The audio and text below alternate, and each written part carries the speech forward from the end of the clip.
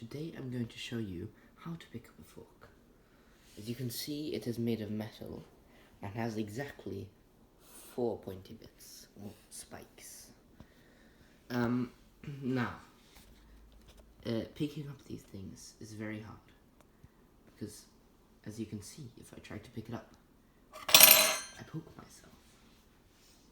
So if you want to have any chance to pick this thing up, first you have to know how it works.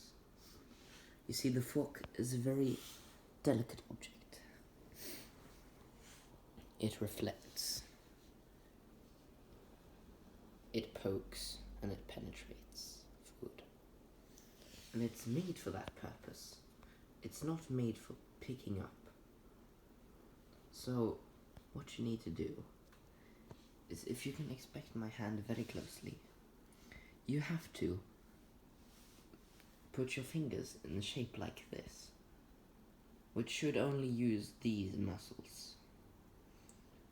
And then you have to aim for the side of the fork, not the width like most people do. Then you just end up poking yourself. You really have to get in there, under it, and try to pick it up. If it's too heavy, you have to adjust your grip.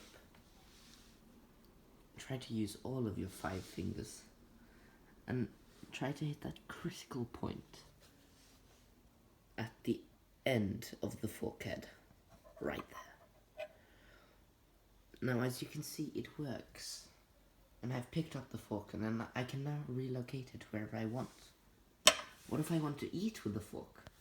Well, then you're going to need a whole nother grip, because now you can't eat like this. That just won't work. I mean, if you're eating jelly, it might.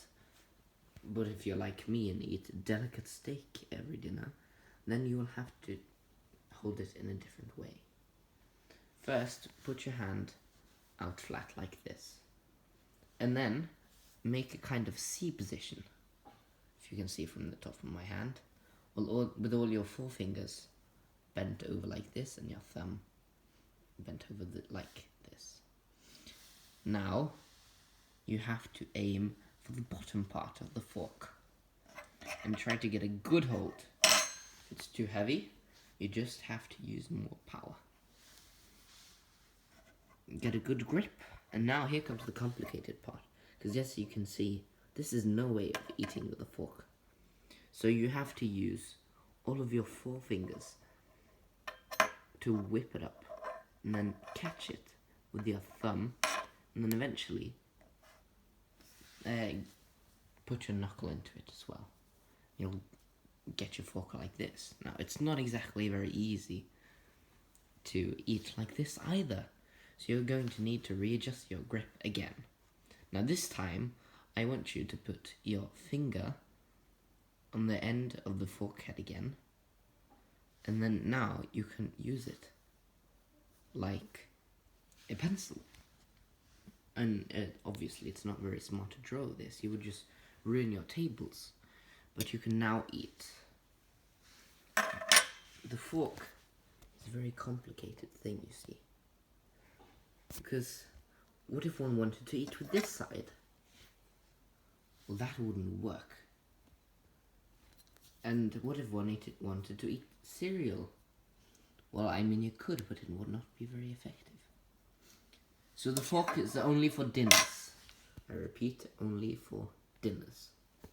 Now, another very interesting thing about the fork is that you can poke it in your eyes.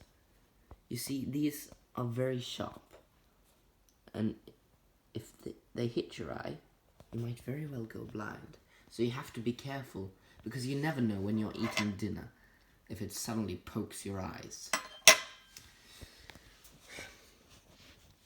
Another tip about the fork is that a lot of people confuse it with a spork. Now, the spork is a mix between a spoon and a fork, but this is just a regular old fork. What else is there to learn about this fork, you might ask? Well, the gap in between here is perfect for noodles or maybe some spaghetti. you have to do the same grip with your fingers, whip it up, catch it with your thumb, and then go into pencil position. And now you can poke it into the spaghetti or the noodles or the pasta, whatever you're eating, and then you have to twist it like this using these fingers,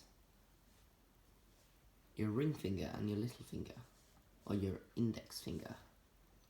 That was the ring finger. And then you turn it like this, using all of your fingers at once, almost like a conveyor belt. Very peculiar. Indeed. Now, you see that the fork has a little bend right here.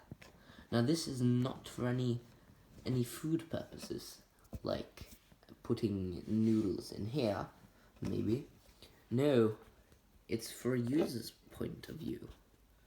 You see, it's much easier to hold like this, rather than if it was just straight. And then you can scoop up some food, because it has this nice little curve, as you can see. The fork really is a brilliant object. It's made of metal, as you can see. Metal is found in the mines.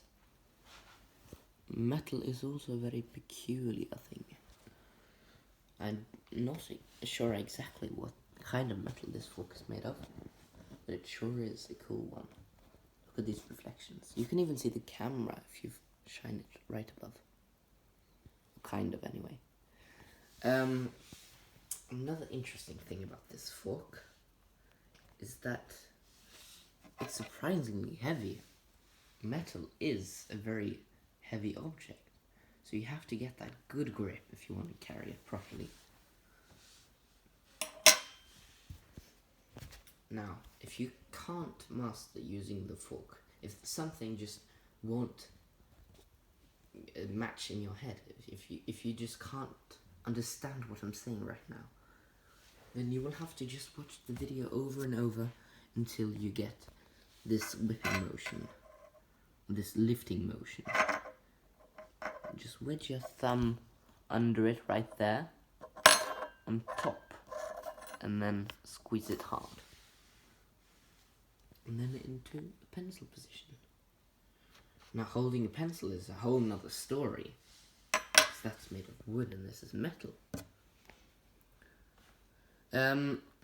Other than that, I don't have a lot to say. I mean, this fork sure is beautiful. Anyways, thanks for watching. I really appreciate you watching my video. And I hope you've learned something new about this wondrous tool for eating.